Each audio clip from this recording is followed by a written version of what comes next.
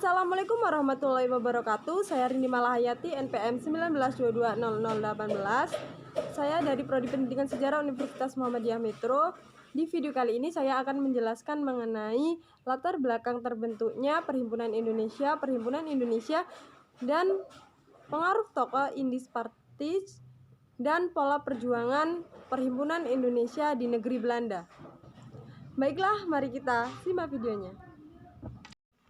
Pembahasan yang pertama yaitu latar belakang terbentuknya Perhimpunan Indonesia. Perhimpunan Indonesia.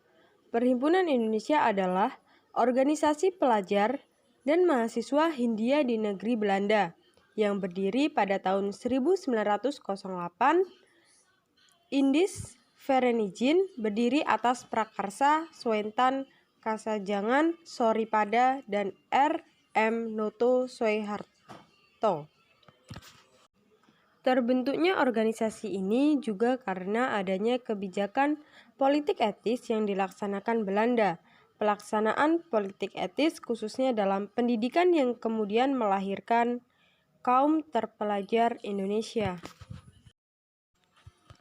Pada awal berdirinya Indies Vereniging oleh mahasiswa Indonesia yang sedang menuntut pendidikan di berbagai universitas di negeri Belanda, tidak bergerak dalam bidang politik.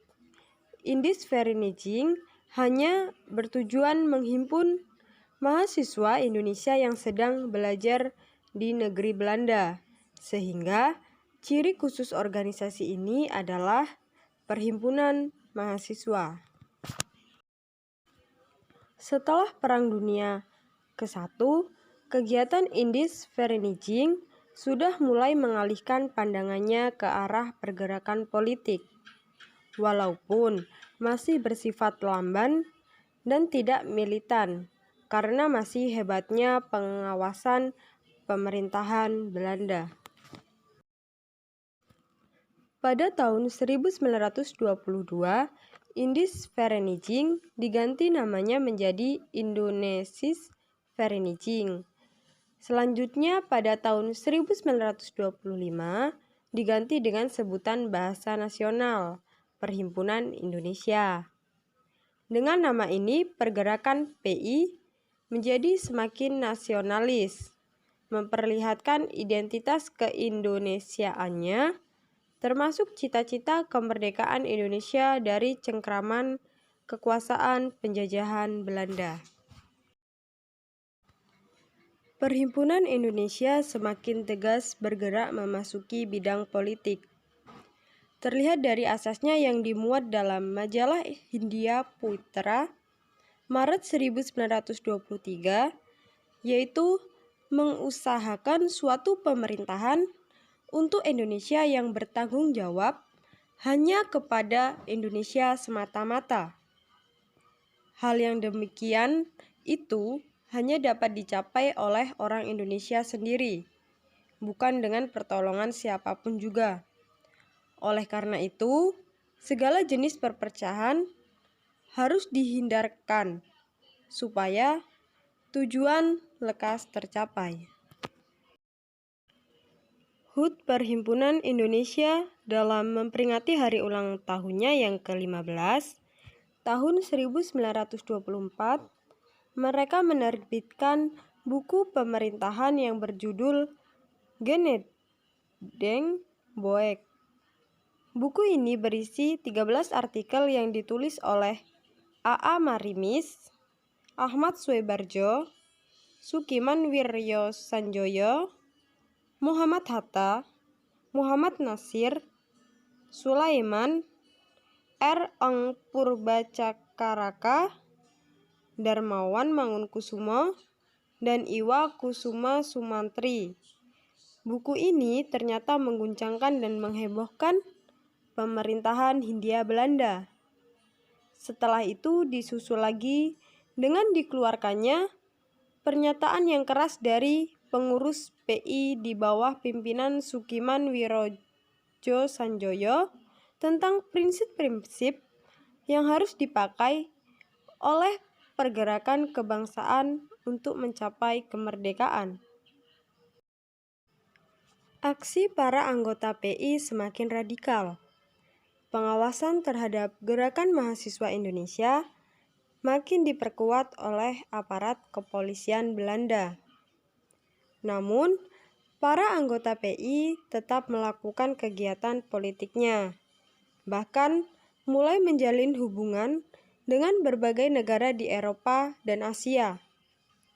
Konsepsi-konsepsi PI dan berita-berita tentang berbagai kejadian di Eropa dikirim ke Indonesia melalui majalah Merdeka. Indonesia Merdeka. Kemunduran Perhimpunan Indonesia pada Juni 1927. PI dituduh menjalin hubungan dengan PKI untuk melakukan pemberontakan, sehingga diadakan penggeledahan terhadap tokoh-tokoh PI. Pada September, 4 tokoh PI di negeri Belanda ditangkap dan diadili. Mereka adalah Muhammad Hatta, Natsir Datuk Pamocak, Ali Sastro Ami Jojo, dan Abdul Majid Joyodiningrat. Mereka ditahan sampai tanggal 8 Maret 1928. Namun dalam pengadilan tanggal 22 Maret 1928 di Den Haag, mereka dibebaskan dari tuduhan karena tidak terbukti bersalah. Di masa krisis dunia tahun 1930, Perhimpunan Indonesia mengalami kemunduran dan makin lama makin tidak terdengar lagi. Hal ini disebabkan terutama oleh banyaknya tokoh Perhimpunan Indonesia yang kembali ke Indonesia. Sejak tahun 1930, majalah Indonesia Merdeka dilarang masuk ke Indonesia.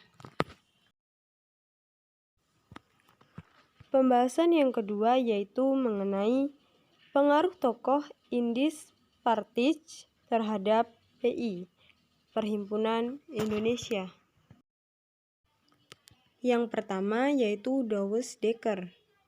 Dikenal dengan nama Danu Dirja, Setiabudi adalah seorang keturunan Belanda yang lahir di Pasuruan, Jawa Timur. Ia adalah wartawan, penulis, sekaligus aktivis politik yang hidup di antara dua identitas.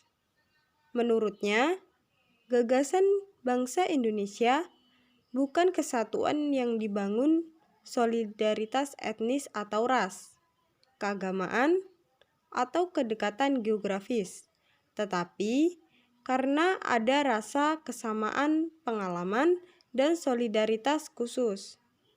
Pandangan politik Douwes Dekker juga dipengaruhi oleh prinsipnya yang lebih mengutamakan propaganda politik daripada ideologi politik.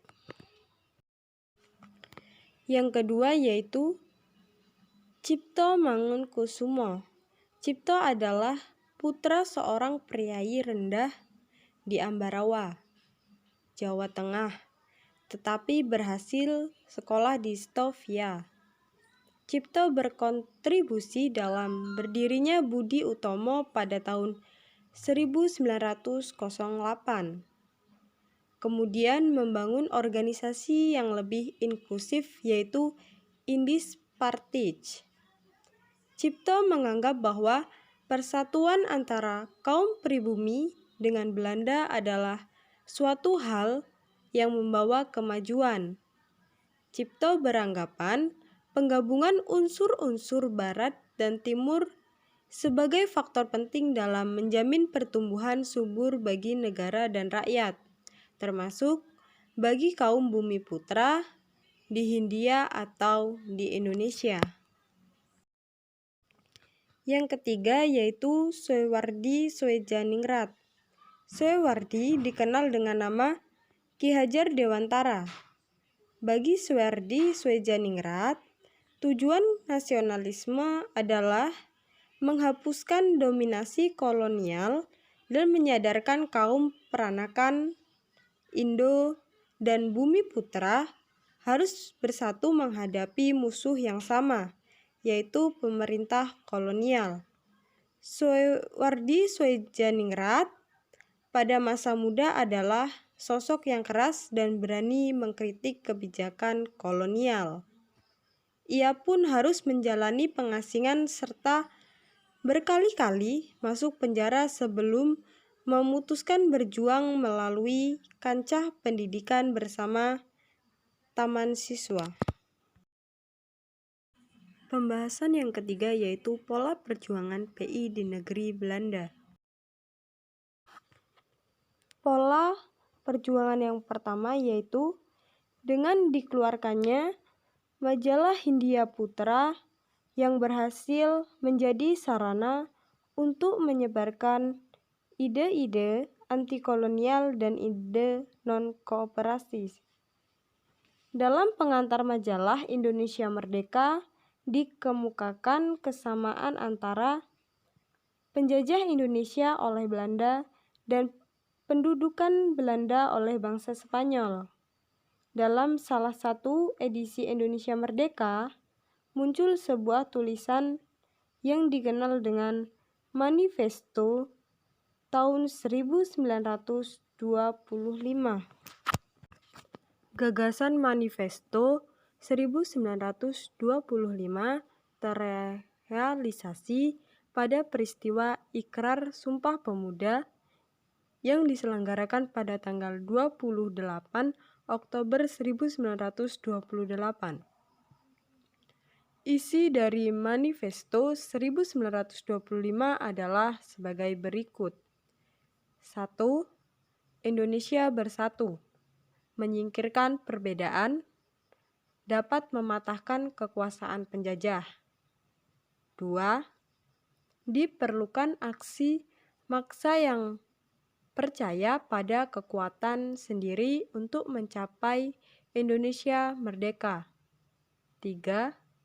Melibatkan seluruh lapisan masyarakat merupakan syarat mutlak untuk perjuangan kemerdekaan. 4.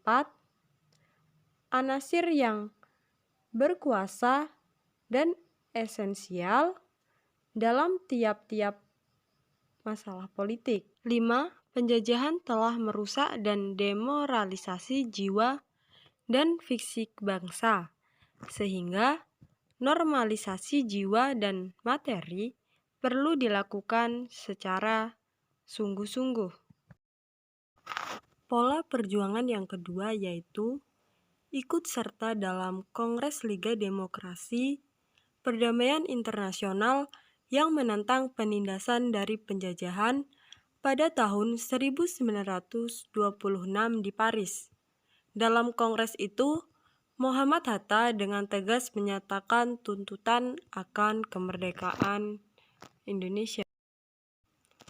Pola perjuangan yang ketiga yaitu mengikuti Kongres 1 Liga Penentang Imperialisme dan Penindasan Kolonial di Berlin pada tahun 1927. Perhimpunan Indonesia mengirimkan Muhammad Hatta, Nasir Pamuntjak, Batot, dan Ahmad Subarjo. Rapat umum bulan Januari 1923, Iwa Koisemantri memberi penjelasan bahwa organisasi Indonesisch Vereniging mempunyai 3 asas pokok, yaitu 1. Indonesia ingin menentukan nasib sendiri. 2. Agar dapat menentukan nasib sendiri, bangsa Indonesia harus mengandalkan kekuatan dan kemampuan sendiri. Dan yang ketiga yaitu, dengan tujuan melawan Belanda, bangsa Indonesia harus bersatu. Itu saja yang bisa saya sampaikan. Saya akhiri. Wassalamualaikum warahmatullahi wabarakatuh.